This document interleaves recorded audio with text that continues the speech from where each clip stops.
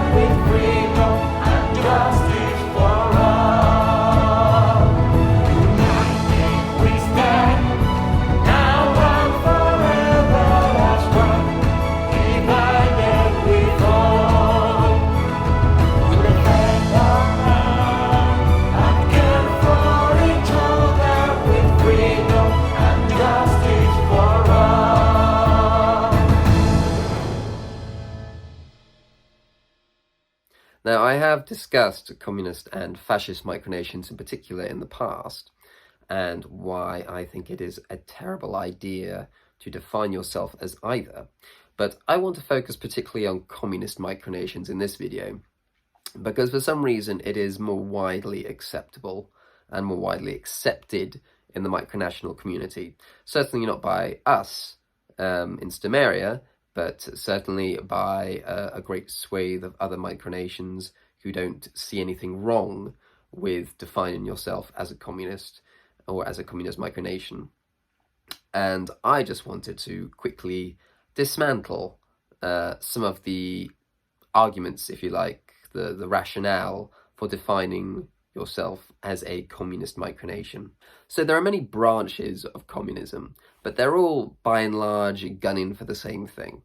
And that's primarily revolving around the common ownership of the means of production, the abolition or the absence of any kind of social class or hierarchy, the abolition of the state, the absence of money, and the replacement of a profit-making free market economy with a communist system which is loosely based around the concept of from each according to his ability, to each according to their need. So from the outset you can see that there is not actually such thing as a communist nation, let alone a communist micronation, because there is no supreme head chairman of the Communist Party of the People's Republic of Treetopia. It's just not a thing. That's not what communism is. There is no micronational currency or micronational money. If you're advocating or have that, you are not a communist micronation. There is no profit-making economy involved in communist micronations. So if you are looking to grow crops or make furniture or buy merchandise and sell that to raise funds, you're also not a communist micronation. If you are a micronation, you are not a communist micronation. By definition, a communist micronation seeks the abolition of the state. So it's the abolition of itself. And obviously there's no private enterprise or indeed private property in sort of a communist utopia or dystopia, as a lot of people would define it. So again, if there's private property involved in your micronation, then you are also not a communist micronation. So on virtually every front, every definition of what communism is, what it strives to do, it can't be replicated in a micronation, because a micronation's very existence is contrary to the goal of communism. So it really is just a pointless endeavor from the start.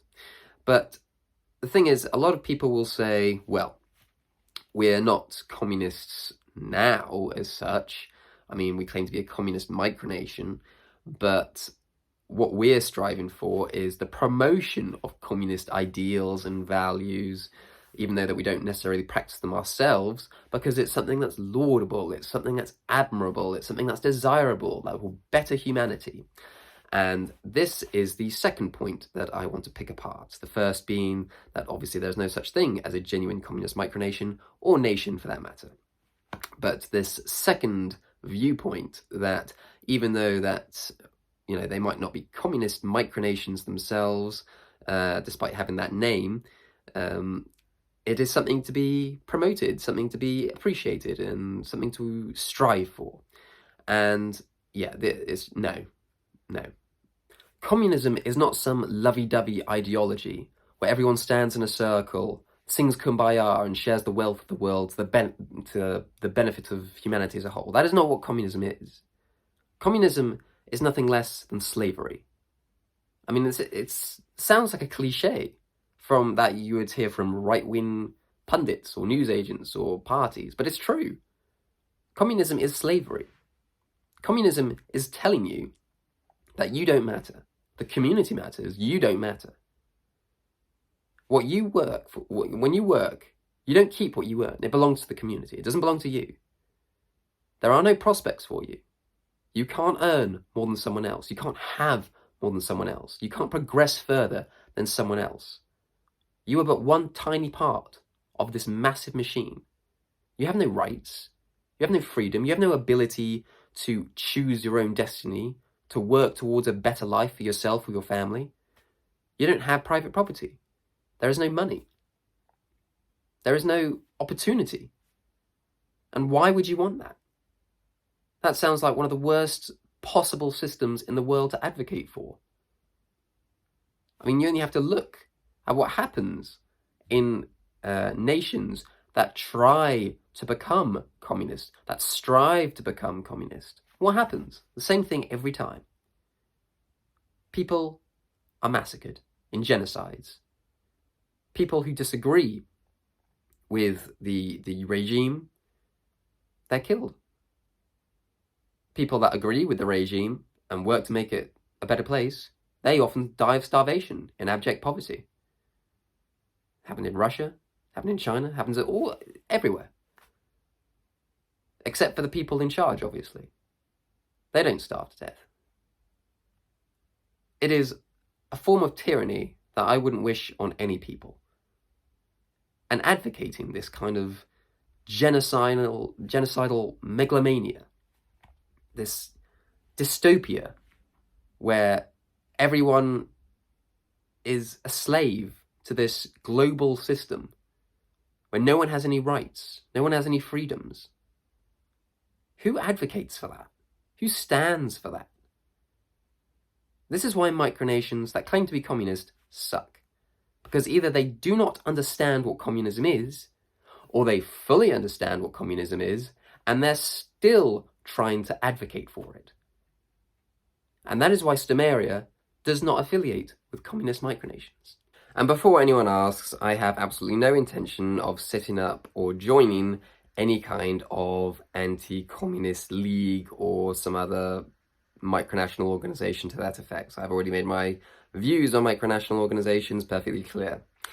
I just wanted to express my views very clearly as to my utter disdain for communist micronations, for the reasons that I have just gone through, because I really don't differentiate between communist micronations and micronations that advocate fascistic or Nazi ideologies. To me, it's they're two sides of the same coin, as far as I'm concerned. They're both tyrannical, brutal ideologies that seek to subjugate people for one reason or another. And they're just vile ideologies that I just don't want any association with whatsoever. And I would encourage those micronations that are communist and those leaders of those communist micronations to have a serious rethink as to what they're standing for. Because I have mentioned this before, but you do not want later in life for people in your life, be it at work, friends, family, or whatever else, to see that you have a history as the founder or as a part of a micronation advocating for communism, for this vile ideology, because it will do you no favors in the long run. I mean, it'll be a red flag wherever you go. And yeah, I mean, I think that's about all I have to say on the matter. But, you know, I have explained my reasons quite clearly and concisely as to why Sumeria will not affiliate with any communist micronations, and I have given fair warning to those that are involved in communist micronations or those who are thinking of setting up communist micronations. I have given you fair warning as to why you should not do that. But if you want to become a part of the Sumerian community, then please feel free to become a citizen by joining us through our Patreon campaign, the link of which I shall leave in the description below as always. But otherwise, feel free to give the video a like, subscribe to our YouTube channel, and we'll catch you in the next one.